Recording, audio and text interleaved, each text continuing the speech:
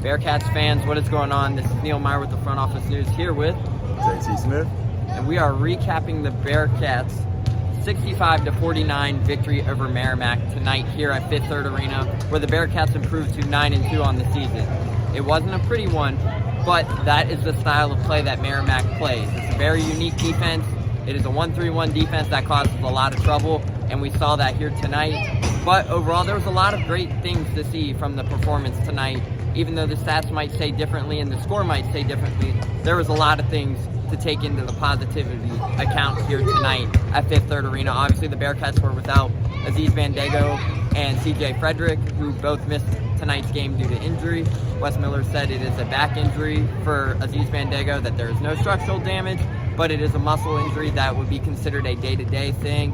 And CJ Frederick missed tonight with a pulled hamstring, but they aired on the precaution side just due to recent injury history with Frederick at his time at Kentucky. So they're airing on the precaution side for both of those guys tonight. JT, your thoughts on the performance tonight? Honestly, it was an up and down performance, but the positive is I thought the Bearcats played 40 minutes of defensive basketball, even though with the turnovers, which could have got ugly for them, had 18 turnovers, but they held Merrimack under 50 points. I thought Jamil Reynolds did a good job on the boards, even though his offensive game wasn't flowing like he wanted to. You could tell he's not going to rust off, but for somebody to have not the offensive game they wanted, to have 11 rebounds is a very positive thing to see. And also I think Seamus, the coaches, he's starting to catch his flow a little bit. His numbers don't jump off the page, but yeah, 11 points. I think he was 3 from 4 from the field, made all 3 of his threes, made 2 free throws. I think just watching him from the end of the Dayton game and just watching him at the end of this game, I think he's one of the guys that I'm looking forward to kind of taking the reins of being like that wing guy that's more consistent on the offensive end. So I think it was very good to see him take the steps against a team with a 1-3-1.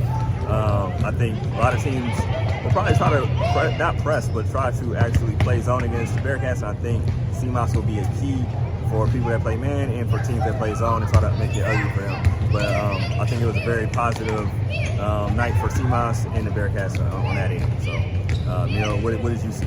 Yeah, I'll keep it short. Overall, I thought Victor Locken responded very well tonight. Finished with 18 points on 8 of 14 shooting with 7 rebounds, and that was the performance they needed from him tonight. Obviously, Locken has struggled the last 2 games versus Bryant and Dayton. Obviously, Dayton held him just to 4 points on 2 of 9 shooting. So it was great to see Victor Locken build that confidence back up, really take advantage of this Merrimack team, play with his size to his advantage. But overall, that's a huge momentum builder for Victor Locken. Obviously, with no Aziz Bandago tonight, the performance of Victor Locken and Jamil Reynolds were huge impacts on this game. But overall, the turnover battle, JT mentioned it, 18 turnovers.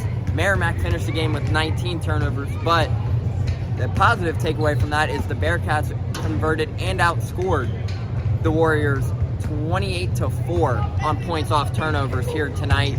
So despite having those lot of turnovers, they were able to capitalize on the opposite end, and that was the difference maker here tonight. Yeah, for sure. And I'll add my one more center in there is Day Thomas and Jizzle James. They both only had 1 turnover apiece. So the Bearcats had 18 turnovers, but their point guards only had 2 turnovers. So that was a positive. As I look back, I didn't look at it at the beginning of the game or at the end of the game. I just saw 18, but I noticed that, and I wanted to just point that little nugget out. So that's it. And then Bearcats will be right back here against Stetson at 7 o'clock on Friday. Make sure you guys check out the Front Office News. I'm J.T. Smith. And I'm Neil Meyer. Signing out.